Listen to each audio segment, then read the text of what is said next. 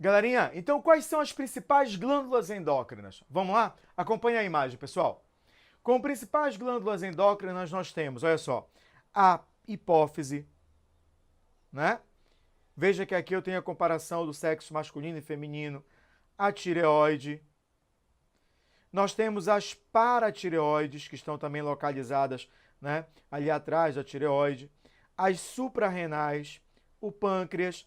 Nas mulheres nós temos os ovários e nos homens nós temos os testículos.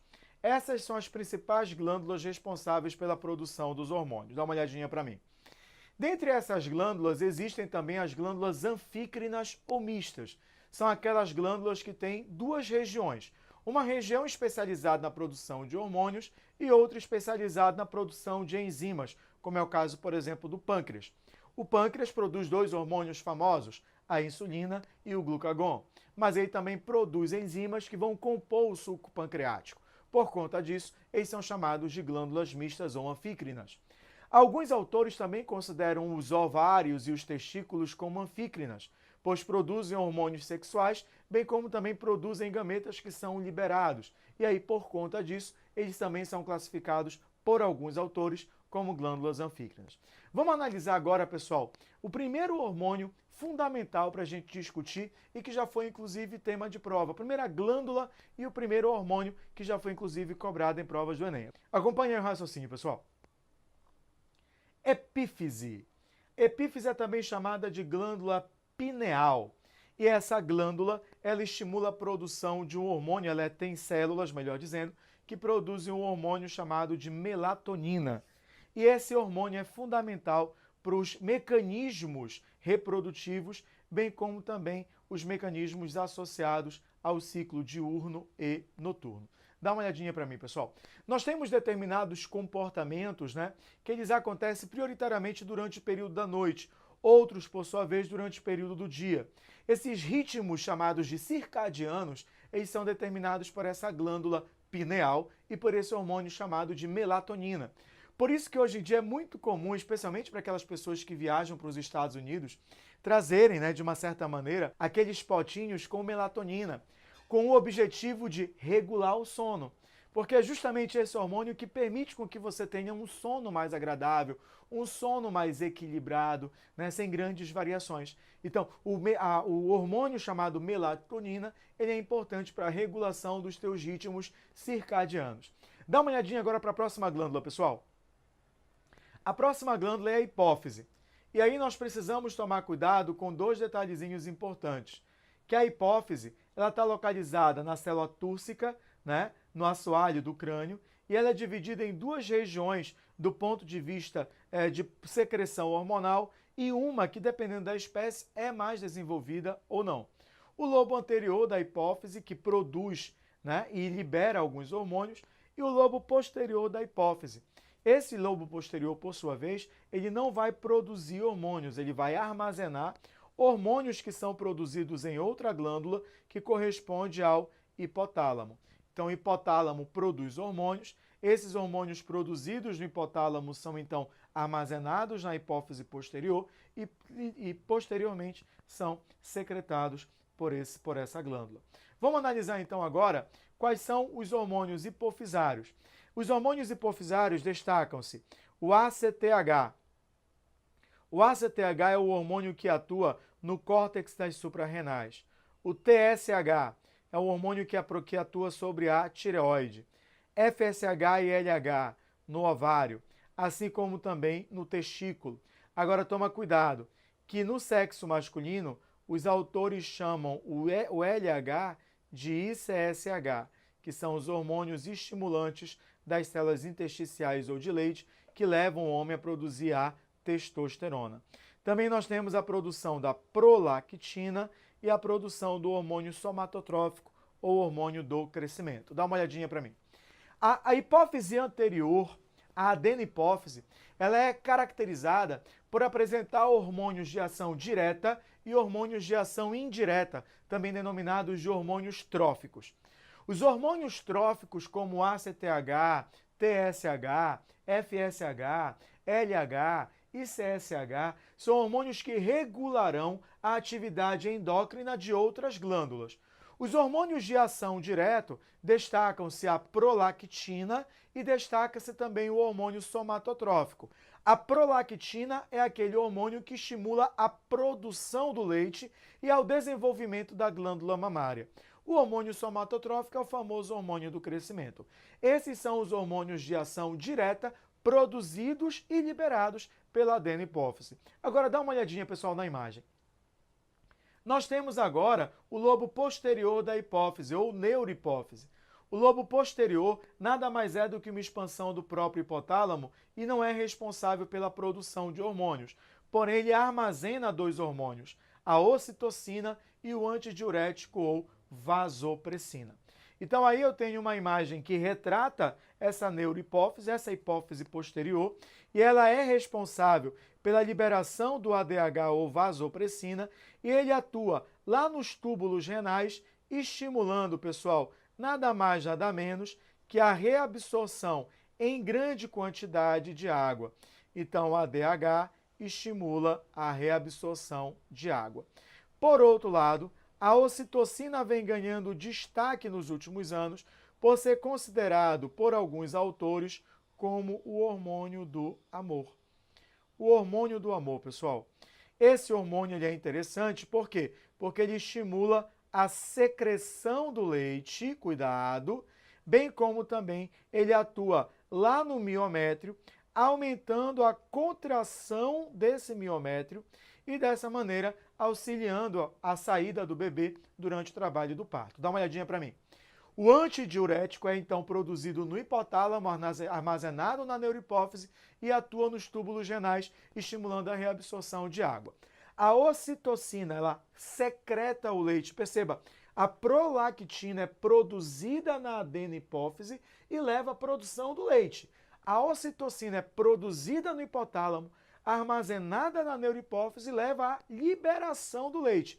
Quando o bebê suga, quando o bebê mama, quando o bebê estimula o mamilo, há a liberação então dessa ocitocina que faz a ejeção do leite. Mas ela também é importante durante o trabalho de parto, porque ela aumenta a contração do miométrio e assim o bebê sai, é eliminado do útero da mãe.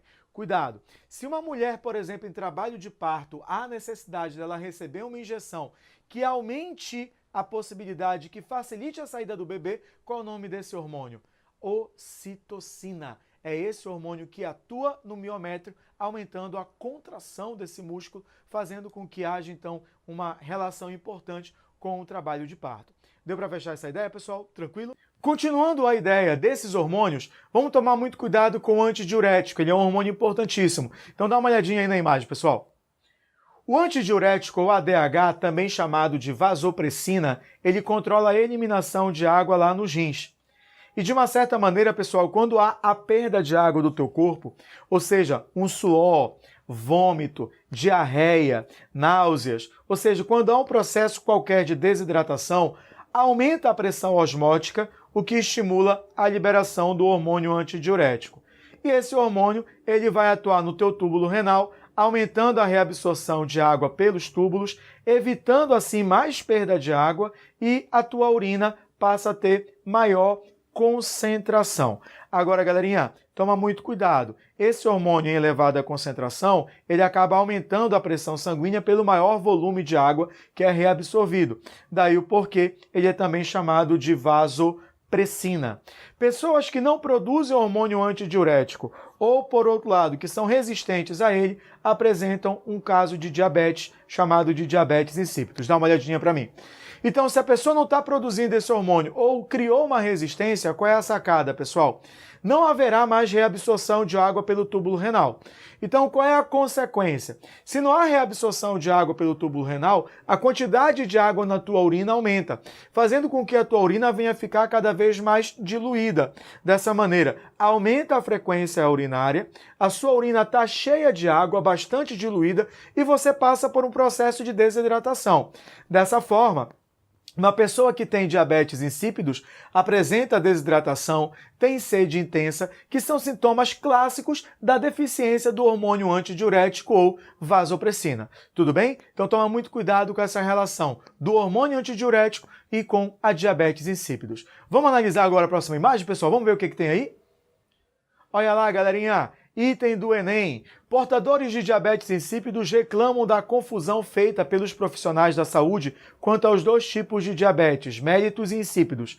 Enquanto o primeiro está associado aos níveis ou à ação da insulina, o segundo não está ligado à deficiência desse hormônio. O diabetes insípidos é caracterizado por um distúrbio na produção ou no funcionamento do hormônio antidiurético, ADH, secretado pela neurohipófise para controlar a reabsorção de água pelos túbulos renais. Tendo em vista o papel funcional do ADH, qual é o sintoma clássico de um paciente acometido pela diabetes insípidos? Então dá uma olhadinha para mim. Se o cara não está tendo a função do ADH executada de uma função normal, ele terá um processo de perda de água e, consequentemente, desidratação. Então vamos para as alternativas possíveis? Olha lá. Alta taxa de glicose do sangue não está associada a diabetes mellitus. Aumento da pressão arterial? Não, porque o ADH ele aumenta a pressão. Se não está funcionando, a pressão não vai ser tão influenciada por conta disso. Ganha de massa corporal não tem nada a ver. Anemia crônica, pelo amor de Deus, não viaja. Então a alternativa correta seria a desidratação. Dá uma olhadinha para mim. É importante também ressaltar, pessoal, duas situações interessantes para você relacionar aí a maior produção do ADH.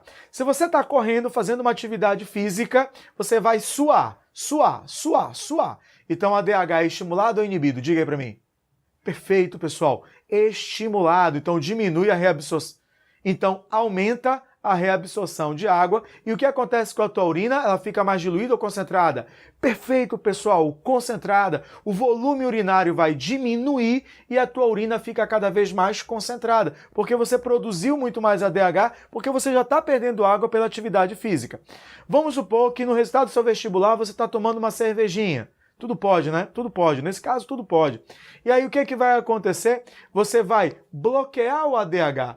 Por isso que uma pessoa que ingere bebida alcoólica passa a urinar com mais frequência. E como é que está a urina dessa pessoa? Está bem clarinha. Por que ela está clarinha, pessoal? Porque ela está diluída. Por que ela está diluída? Porque houve a inibição do ADH. E qual é a reação no day after? Né? O cara na ressaca, o que ele vai ter? Sede. Por que ele vai ter sede? Porque em função da ingestão de bebida alcoólica, ele passou por um processo de desidratação. Tudo bem? Fechou a ideia, pessoal? Agora, galerinha, vamos trabalhar com os hormônios de ação direta que são produzidos pela hipófise anterior. E o primeiro hormônio é o hormônio somatotrófico. Então dá uma olhadinha aí, pessoal. O hormônio somatotrófico é também chamado de growth hormone, ou hormônio do crescimento, também conhecido como somatotrofina ou hormônio somatotrófico.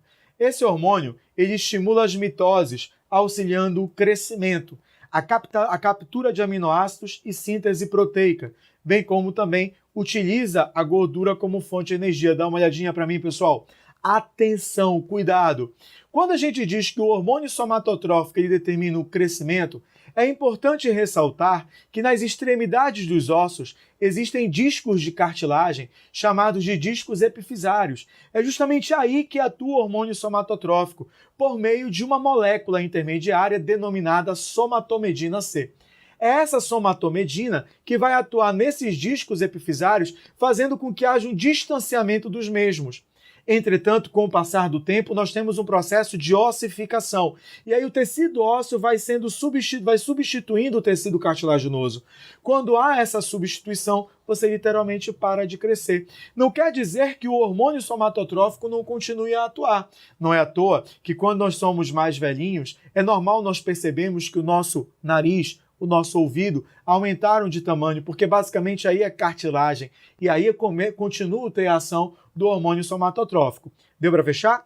É muito comum também você perceber no seu dia a dia que quando nós somos bem novinhos, a gente é cheio daquelas dobrinhas, né? Parece o bonequinho do Michelin. E aí quando a gente chega a uma determinada idade, a gente cresce rapidamente, fica bem mais magrinho, não é isso? Qual é o mecanismo aí, pessoal? É a ação do hormônio somatotrófico. O que o hormônio somatotrófico faz? Ele vai poupar o teu carboidrato, mas ele vai queimar a tua gordura como fonte energética. Por isso que a pessoa tende a emagrecer. Ele também aumenta a captura de aminoácido, possibilitando assim maior síntese de proteína. Daí a gente diz também que ele tem um efeito anabólico, tá? Ele contribui para ganho de massa muscular. Mas temos um problema aí, pessoal. O que eu disse que o hormônio somatotrófico faz com a glicose? utiliza a glicose ou preserva a glicose? Preserva, perfeito. Se ele preserva a glicose, é comum que haja um aumento da glicemia, concorda comigo? Aumentando assim a produção da insulina. Então existem pessoas com deficiência de hormônio somatotrófico, com hiperfunção de hormônio somatotrófico, que faz com que haja maior resistência, inclusive, à insulina, porque a glicemia está muito alta, desenvolvendo assim um quadro de diabetes. Ainda há pouco eu falei da diabetes insípidos, mas neste caso seria a diabetes mellitus, a diabetes mellitus, como muitos falam. Tudo bem, pessoal? Então, por isso que é muito comum a gente falar que o hormônio do crescimento ele é diabetogênico. Existem dois picos muito comuns de produção de hormônio somatotrófico. Nas primeiras horas do sono, que é o que a gente chama de sono profundo, bem como também durante a atividade física. Então, nesses dois momentos, há uma maior produção do hormônio do crescimento, do hormônio somatotrófico. Tudo bem, pessoal? Tranquilo? Vamos passar adiante agora? Acompanha aí, filhos. Quais são os problemas relacionados com a somatotrofina? A deficiência na infância causa o nanismo, então o cara não vai crescer muito. Por sua vez, a produção em elevada quantidade gera o gigantismo. Se essa hiperfunção acontecer na fase de adolescência, pode gerar acromegalia, que é o crescimento apenas das extremidades, como cabeça, mãos e pés. Dá uma olhadinha aí, pessoal. Aqui eu tenho o gigantismo, que é a hiperfunção desse hormônio, né, somatotrófico, e eu tenho aqui o nanismo, que é a hipofunção na infância. Então aqui eu tenho o nanismo e aqui eu tenho o gigantismo, tá bem? Se há uma superprodução desses hormônios, porém na fase adulta, nós temos a acromegalia. Aqui, pessoal, no famoso personagem Shrek, que segundo alguns estudiosos, né, do cinema, ele foi baseado num ator da década de 70, um ator francês, que ele apresentava esses aspectos bem característicos e que provavelmente ele era portador, tá, dessa característica chamada de acromegalia, que é o crescimento das extremidades. Tudo bem, pessoal? Tranquilo? Fechou a ideia do hormônio do crescimento? Vamos passar para o próximo hormônio, então? Galerinha, nós já vimos os dois hormônios de ação direta da hipófise, correto? Agora a gente vai citar novamente os hormônios de ação indireta. Então acompanha a imagem. Quais são os hormônios de ação indireta? Perceba, nós temos os gonadotróficos, que seria o FSH e o LH, o tireotrófico, que estimula a tireoide, o adrenocorticotrófico, que vai atuar sobre o córtex das adrenais. Tanto a prolactina como o hormônio somatotrófico são os hormônios de ação direta. Então, a primeira glândula que nós vamos estudar que sofre influência da hipófise é a tireoide. A tireoide produz dois hormônios, T3 e T4, que atuarão no metabolismo basal, e um hormônio, que é a calcitonina, que vai atuar na concentração de cálcio do sangue. Tanto o T3 como o T4 são hormônios derivados da tirosina, e são hormônios que determinam o aumento do metabolismo basal. Já a calcitonina estimula a reabsorção de cálcio nos ossos. Dá uma olhadinha para mim, pessoal. Eu sempre coloco da seguinte maneira. Hoje em dia, quando você vai fazer uma atividade física e quer, de uma certa maneira, ter melhor resultado, né? Você tem que buscar um médico especialista. Porque esse médico provavelmente vai te prescrever um exame de sangue para verificar o hormônio TSH, o T3 e o T4. Então, se você tiver esses hormônios normais, você tem condições de verificar se o seu metabolismo está normal ou alterado. Porque existem pessoas que estão perdendo massa, estão emagrecendo rapidamente porque a taxa metabólica é muito alta.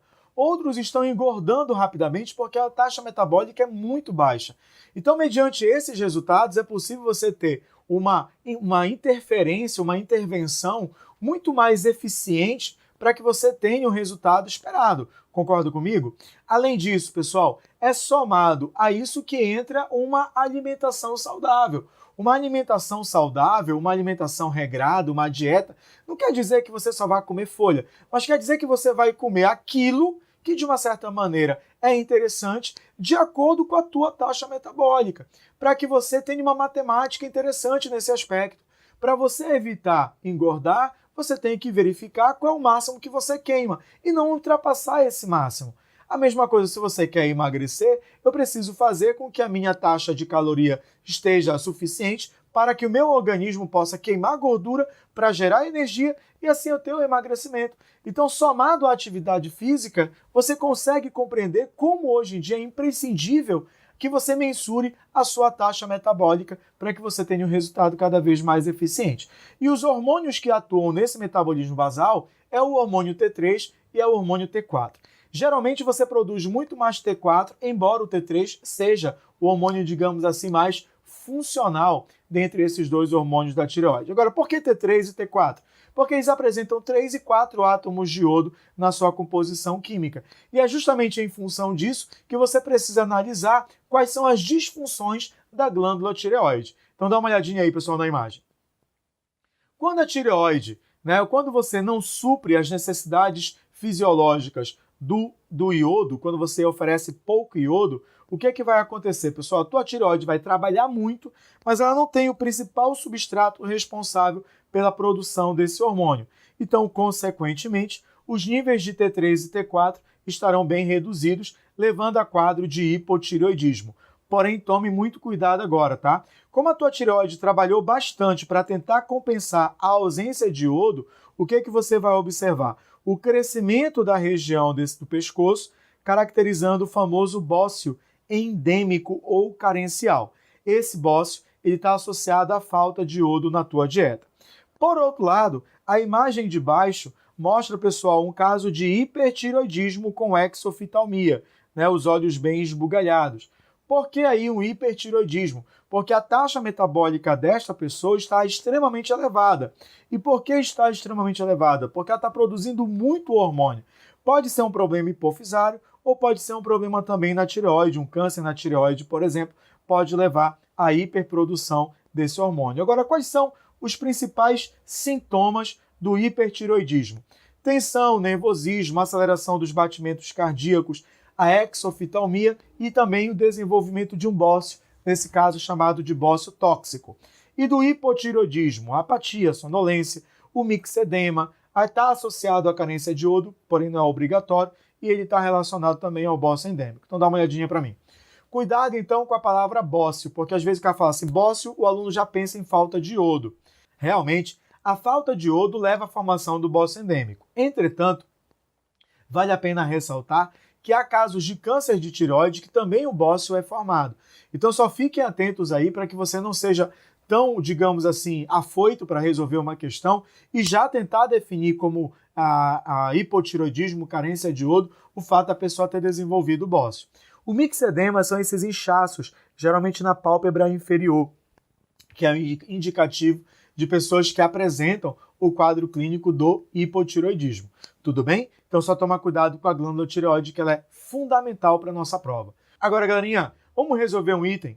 A radioterapia é uma especialidade médica utilizada para o tratamento de diversos tipos de câncer. Uma das radioterapias utilizadas atualmente é a terapia à base do iodo radioativo. Nessa, o paciente ingere uma pílula contendo iodo que migra para a corrente sanguínea e circula pelo organismo até ser absorvido pelo órgão-alvo, onde age nas células tumorais, destruindo-as e impedindo a proliferação do câncer para outras regiões do corpo. Usa-se o iodo porque o órgão-alvo dessa terapia é, pessoal, pelo amor de Deus, alunos do Bion Online, vê uma questão como essa, parceiro, o cara fica muito feliz. Por que o cara fica muito feliz? Porque ele sabe que o iodo vai atuar sobre a tireoide. Não tem por onde correr. Então aí, pessoal, a utilização do iodo radioativo é justamente para que haja, então, o tratamento de câncer da tireoide.